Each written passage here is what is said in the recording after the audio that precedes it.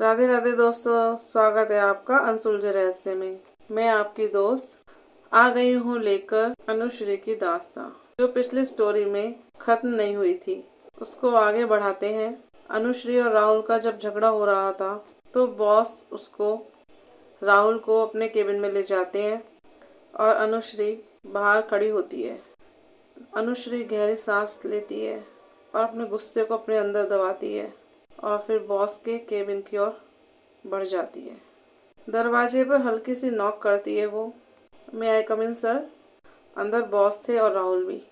राहुल ने अनु को देखा। एक पल के लिए उसकी नज़रें वहीं ठहर गईं। फिर बिना कुछ कहे वह बाहर चला गया। राहुल के जाते ही मालिक ने मुस्कुराते हुए कहा, जी मिस, बताइए। अनु ने अपने डॉक्यूमेंट आगे बढ़ाते हुए कहा, Anushree sir, myself Anushree. Boss ने उसे बैठने के लिए कहा। कुछ पल तक बॉस ने अनु को गौर से देखा और फिर बोले, बेटा आप कहाँ जॉब करते थे पहले? पहले कहीं जॉब की है आपने? अनुश्री बोली, नहीं सर, मैंने पहले कहीं जॉब नहीं की है। अनु का जवाब सुनकर बॉस के चेहरे पर जो मुस्कुराहट हल्की सी थी वो थोड़ी गहरी हो गई। फिर वो उसकी तरफ देखते हुए बोले, ठीक है, अपने बारे में बताइए मिस अनु। कहाँ से हो, कहाँ से पढ़ाई की है, कितना क्या करा है, कोई कोर्स किया है आपने? बताइए अपने बारे में। अनु बोलती है, सर मैं कोलकाता से हूँ, वहीं से मैंने एमबीए किया है और कंप्यूटर में भी फुल कोर्स किया हुआ है। बॉस ने हल्की सी भौं उठाई और उसकी तरफ देखा। ओह, आप कलकत्ता से हैं? तो कलकत्ता से दिल्ली अकेली आई आप, वो भी जॉब के लिए? अनु ने सर हिलाया और बोली, जी सर, मैं अकेली आई हूँ। तब बॉस ने पूछा, आपके घर में कौन कौन है? कोई आपके साथ यहाँ नहीं आया? तब अनु ने कहा, नहीं, मेरे साथ कोई नहीं आया, घर में चाचा चाची हैं। तब बॉस ने पूछा, और माता पिता?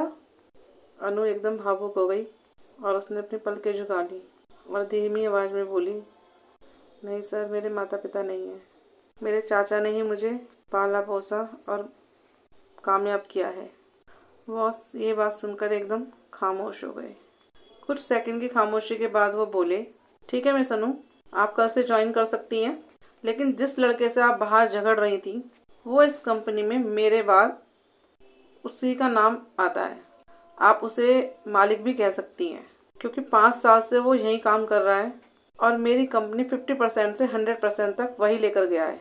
तो उसकी बात को तो मैं भी नहीं काटता। और आप बाहर उससे झगड़ रही थी और यहाँ पर जितने भी वर्कर हैं उसी के अंडर काम करते हैं और आपको भी उसी के अंडर काम करना होगा। लड़का बहुत अच्छा है वो, हो सके तो उससे माफ़ी मांग लेना।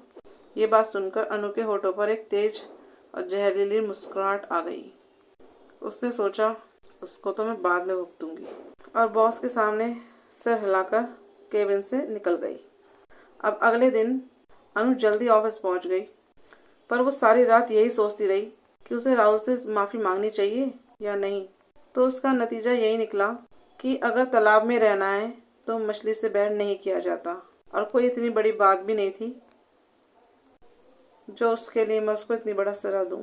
इसलिए उसने अपने मन के सारे गुस्से को निकाला और हिम्मत जुटाकर राहुल के केबिन में गई और डोर नॉक कर कर बोला, मे आई कम इन। राहुल ने नज़रें उठाईं और जैसे पूरी दुनिया वहीं ठहर गई। राहुल उसे देखता ही रह गया। चूँकि अनु वैसे ही बहुत सुंदर थी, ऊपर से उसने आज पर्पल ड्रेस पहन रखी थी, जो रंग राहुल का फेवरेट था। कुछ पल राहुल उसको एकटक देखता रहा। अनु ने दोबारा कहा, मे आई कम इन। राहुल हड़बड़ाते हुए, ओह यस यस। अनु अंदर आई, धीमे स्वर में बोली, सॉरी सर, कल के लिए। फिर राहुल को कल का पूरा सीन आंखों के सामने तैरता सा नजर आ गया। एकदम चेहरा सख्त हो गया उसका। धीमे से बोला, ओके। अनु जाने लगी तो उसने एक फाइल उसके हाथ में थमा दी। इसकी रिपोर्ट कंप्यूटर पर बनाकर मुझे मेल कर दो। अनु ने सिर हिलाया और बाहर चली गई। अनु ने अपना काम खत्म करके उसको मेल कर दिया और कुछ देर बाद राहुल ने अनु को अपने केबिन में बुलाया और कहा, ये फाइल जो तुमने मुझे मेल की है ये इस तरीके से नहीं बननी थी, देखो ये फॉर्मेट होता है। और उसको समझाने लगा। अनु मन ही मन खींच रही थी, यार अब ये रोज परेशान करेगा। पर उसके चेहरे पर कहीं से कहीं तक भी गुस्सा नहीं झलक रहा था। उसने अपने चेहरे पर मुस्कुराहट रखी और वापस अपने काम में लग गई। धीरे धीरे दिन ऐसे ही गुजरने लगे। राहुल हर छोटी बात में कमी निकालता और अनु पर भड़क भी जाता कई बार। अनु हर बार गुस्सा दबाती और अपने काम को और अच्छे से करने की कोशिश करती। राहुल उसके साथ ओनली प्रोफेशनल की तरह ट्रीट करता, पर अनु उससे हमेशा चिढ़ती। उन दोनों के बीच नफरत की एक ऐसी दीवार खड़ी हो चुकी थी जो उन दोनों को भी दिखाई नहीं दे रही थी। फिर एक दिन अनु तेज कदमों से राहुल के पास आई। उसका चेहरा उतरा हुआ था और आंखें लाल। सर, मुझे छुट्टी चाहिए, बहुत ज़रूरी काम है। राहुल ने पूछा, क्या काम है? बस कुछ पर्सनल काम है सर। राहुल ने सर हिलाया और कहा, ठीक है, चली जाना, लेकिन ये एक अर्जेंट फाइल है, इसको पूरी कर दो, उसके बाद चली जाना।